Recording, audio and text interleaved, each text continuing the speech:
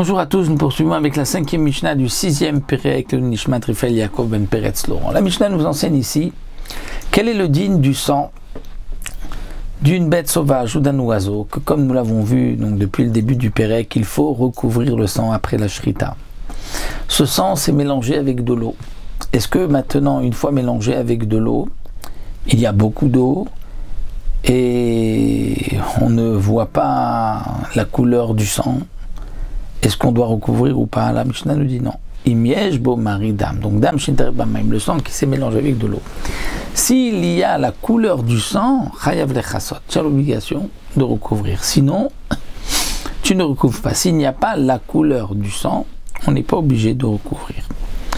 C'est-à-dire quand est-ce qu'on considère que c'est encore du sang et qu'il ne s'est pas annulé dans l'eau, c'est tant qu'on voit la couleur du sang.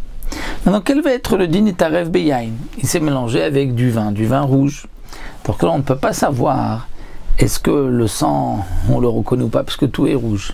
Alors, est-ce que le sang s'est annulé dans le vin? Là encore, nous dit la Mishnah, roim oto kilo maim. On va imaginer comme si le vin était de l'eau. On va se dire, bon, combien il y a de sang qui est tombé dans ce vin? Si ça avait été de l'eau, est-ce qu'on aurait vu la couleur du sang là ou pas?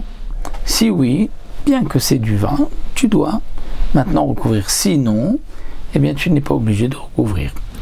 Non, nitarev bedama behema ou bedama chaya.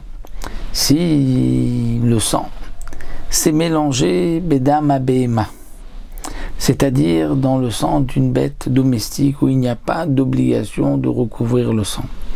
Et maintenant, nous avons une majorité de sang de behema. Ou bien bedama chaya, dans le sang d'une bête sauvage. Alors, dans le sang d'une bête sauvage, il y a aussi une obligation de recouvrir le sang. Non, nous dit le Barthénoura, il s'agit du sang d'une saignée qu'on a fait à une bête sauvage, pas le sang de la shrita de la bête sauvage. C'est-à-dire que nous avons du sang, que ce soit d'une bête sauvage, ça peut être aussi d'un oiseau, mais qu'on a fait une saignée, qui n'est pas donc du sang de la shrita. Et le sang de la shrita s'est mélangé, donc ou avec le sang d'une bête domestique, ou avec le sang d'une bête sauvage, d'une saignée d'une bête sauvage. Là encore, roimoto kilomaim, on va imaginer ce sang qui n'a pas d'obligation de kisuyadam, comme s'il était de l'eau. Et si le sang de la shrita aurait été visible dans cette quantité d'eau, donc maintenant, on a une obligation de recouvrir le sang, même si, de toute manière, c'est rouge et qu'on ne voit pas la différence. Il ne s'est pas annulé. Sinon, si on n'aurait pas pu voir la couleur du sang dans de l'eau, alors il s'annule comme si c'était de l'eau. Rabbi Yehuda Omer Endam Mevatel Dam. Rabbi Yehuda nous dit non. Le sang n'annule pas le sang. Rabbi Yehuda pense que même s'il n'y a pas la couleur du sang dans l'eau, le sang ne peut pas s'annuler. Pourquoi?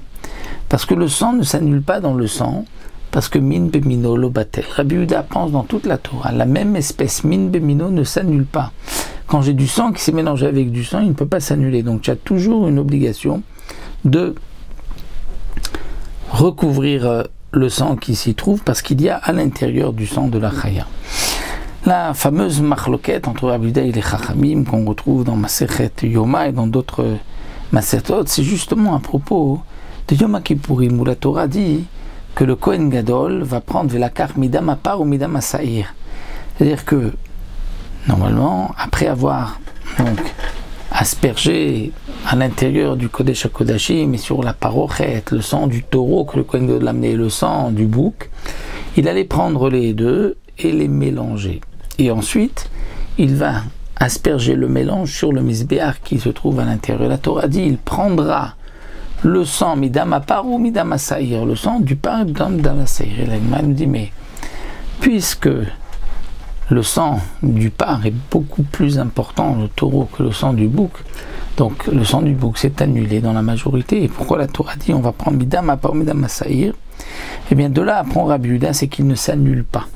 Puisque la Torah dit ou midam asaïr, la Torah aurait pu dire velakar midam apar ve asaïr, il a dit midam apar ou midam asaïr, le midam asaïr étant trop midam, pour nous dire que même lorsqu'il est mélangé, il s'appelle encore du dam. Donc min bemino lo batel ne s'annule pas. Et ça, c'est ce que Rabbi Yehuda apprend du pasouk, mais les Chachamim ne sont pas d'accord. Donc là, ici, il nous dit le Barthénoura, la halakha n'est pas comme Rabbi Yehuda, on considère que min bemino s'annule aussi.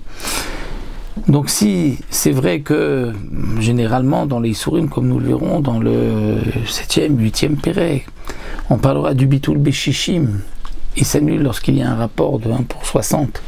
Mais ici, comme nous l'avons vu pour les Chachamim, c'est une question de couleur. Donc si on voit la couleur du sang dans de l'eau, il ne s'annule pas. Si on ne voit pas, il s'annule. Et Rabbi Yehuda considère que seulement le sang avec le sang ne s'annule pas. Bien sûr, c'est avec du vin ou de l'eau. Rabbi Yehuda était d'accord avec Tanakama.